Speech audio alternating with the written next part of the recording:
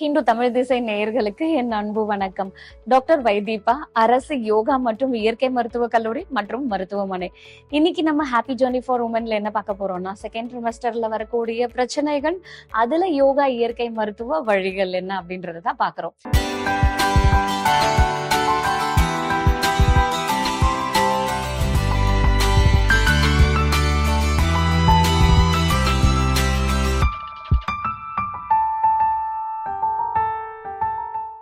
இப்போ நெக்ஸ்ட் என்ன ப்ராப்ளம் அப்படின்னா, ஸ்கின் சேஞ்சஸ்.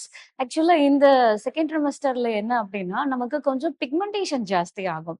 இப்போ நம்ம அந்த ஹார்மோன் எல்லாம் சேஞ்ச் ஆகிறதுனால, குறிப்பா நம்ம உடம்புல அந்த மெலட்டோனின் அப்படின்ற செக்ரேஷன் வந்து அதிகமாகும். ஸோ அதனால பிக்மெண்டேஷன் ஏற்படும். ஒரு சிலருக்கு பாத்தீங்கன்னாக்கா கழுத்து ஃபுல்லாவே அப்படியே டார்க்கனிங் ஆகும். ஒரு சிலருக்கு அப்படியே டாட் டாட்டா உடம்பு ஃபுல்லாவே இருக்கும். ஒரு சிலருக்கு முகம் மட்டுமே கருப்பா ஆகும்.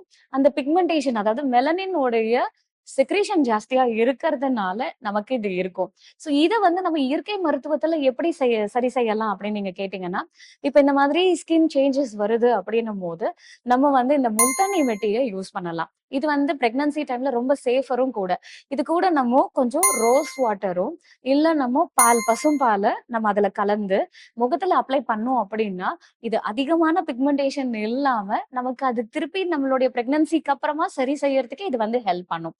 அதே மாதிரி பாத்தீங்கன்னாக்கா, நமக்கு வந்து இந்த ஸ்கின்ல சேஞ்சஸ் அப்படின்னு சொல்லி பாத்தீங்கன்னாக்கா, இந்த ஸ்ட்ரெச் மார்க்ஸ். இது வந்து கண்டிப்பா எல்லா பெண்களுக்குமே இருக்கக்கூடிய ஒரு விஷயம். ஒரு சில ஆண்கள் சொல்லுவாங்க, இந்த ஸ்ட்ரெச் மார்க்ஸே இருக்கக்கூடாது, வயிறு கிளீனா இருக்கணும், அப்படி மெயின்டைன் பண்ணிக்கோ அப்படின்னு. சோ எல்லா பெண்களுமே இந்த ஸ்டேஜ்ல இத நம்ம கடந்துதான் வருவோம். சோ சில நேரத்துல பிரஸ்ட் என்க்ராச்மெண்ட் இருக்கிறதுனாலயோ, இல்ல வயிறுல பேபி வளர வளர நமக்கு வந்து அந்த ஸ்ட்ரெச் மார்க்ஸ் வந்து டெவலப் ஆயிட்டே இருக்கும். ஸோ அது வளர வளர சில நேரத்துல நமக்கு அது ஒரு இச்சிங்க வந்து கொடுக்கும். ஸோ அவங்களுக்கு வந்து பாத்தீங்கன்னா அந்த என்க்ரோச்மெண்ட் ஆகிறதுனால அந்த இடத்த நம்ம ஸ்கிராச் பண்ணிட்டே இருக்கணும்னு தோணும். அதனால சில பேர் என்ன பண்ணுவாங்கன்னா, அந்த ட்ரைனஸுக்கு போட்டு நல்லா சொரிஞ்சிட்டாங்க அப்படின்னாக்கா அது ஃபுல்லா அப்படியே அவங்களுக்கு ரேஷஸாவே மாறிடும்.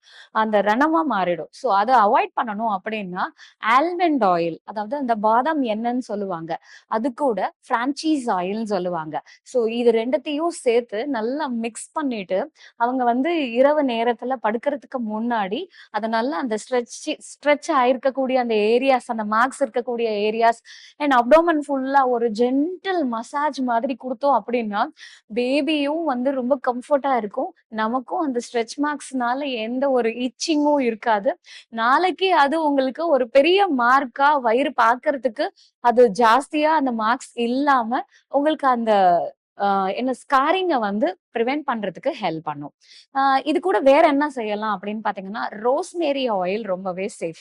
ரோஸ்மேரி ஆயிலோட நல்லெண்ணெய கலந்து நம்ம இந்த மாதிரி அப்ளை பண்ணும்போது ஒரு சூத்னிங் எஃபெக்ட், அந்த இரிட்டேஷன் எல்லாம் இல்லாம ஈவன் இதுவும் வந்து உங்களுக்கு அந்த ஸ்ட்ரெச் மார்க்ஸ குறைக்கிறதுக்கு இது வந்து ஹெல்ப் பண்ணுது.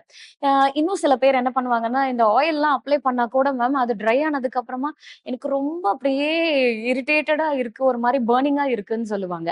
நீங்க என்ன பண்ணணும்னா, ஒரு மல்லு துணி எடுத்துக்கோங்க, ரொம்ப மெலிசா இருக்கட்டும். அத ஜஸ்ட் 2 ஃபோல்ட் பண்ணிட்டு ஒரு கோல்டு வாட்டர்ல, ஐஸ் கோல்டு வாட்டர் இல்ல, நார்மல் டேப் டெம்பரேச்சர்ல நீங்க அந்த தண்ணியில அத டிப் பண்ணி பிழிஞ்சு அந்த இடத்துல கொஞ்சம் கம்ப்ரஸ் பண்ணீங்க ஒரு 10-15 மினிட்ஸ் போட்டீங்கன்னா, அது உங்களுக்கு அந்த எரிச்சலை கம்மி பண்ணும். நைட்டு படுக்கும் போது நீங்க அதே மாதிரி மஞ்சள், கஸ்தூரி மஞ்சளோட சந்தனத்தை சேர்த்து நீங்க அப்ளை பண்ணீங்கனாலும் அந்த எரிச்சல் வந்து அடங்கும். சோ இது வந்து நம்ம அந்த ஸ்கின் சேஞ்சஸ்க்கு பண்றோம். இன்னும் நம்மளுடைய பிசியோலஜிக்கல் சேஞ்சஸ்ல என்ன அப்படின்னு பாத்தீங்கன்னா, வயிறு மட்டும் பெருசாகாதுங்க. பேபிக்கு தேவையான பால் வந்து செக்ரீட் ஆகிறதுக்கு நம்மளுடைய பிரஸ்டும் வந்து என்லார்ஜ் ஆகும். சோ அப்போ நம்ம வந்து யூசுவலா யூஸ் பண்ணிட்டு இருக்கக்கூடிய இன்னர்ஸை விட நம்ம வந்து இப்போ ஸ்ட்ராப் கொஞ்சம் பெருசா இருக்கிறதும், அதே நேரத்துல காட்டன் மெட்டீரியலாவும் நம்ம எடுத்துக்கிட்டோம் அப்படின்னா, உங்களுக்கு அந்த பிரஸ்ட் சோர்னஸ் இல்லாம பாத்துக்கலாம். ஏன்னா ஒரு சிலருக்கு அது ஹெவியா ஃபீல் பண்ணுவாங்க. அவங்களுக்கு அந்த டெவலப்மெண்ட் எல்லாம் இருக்கிறதுனால அவங்க அது டிஸ்கம்ஃபர்ட் வந்து இருக்கும். ஸோ இது வந்து நீங்க அந்த இன்னர்ஸை வந்து ப்ராப்பரான இது போடலைன்னா உங்களுக்கு அது இன்னும் சாகிங்கும் ஏற்படும். ஸோ அதனால ஒரு ப்ராப்பரான மெட்டீரியல் கொஞ்சம் நல்லா வந்து ஒரு வெண்டிலேட்டடா இருக்கக்கூடிய மெட்டீரியல்ல, சாஃப்டான மெட்டீரியல்ல யூஸ் பண்ணுங்க. ஸ்ட்ராப் வந்து கொஞ்சம் லென்த்தே, அதாவது பட்டையா இருந்துச்சு அப்படின்னா உங்களுக்கு அதை வந்து தாங்கறதுக்கு ஹெல்ப்ஃபுல்லா இருக்கும், கம்ஃபர்ட்டாவும் இருக்கும். இன்னும் இந்த மாதிரி நிறைய ஹெல்த் இன்ஃபர்மேஷனோட உங்களை அடுத்த வீடியோல சந்திக்கிறேன். நன்றி, வணக்கம்.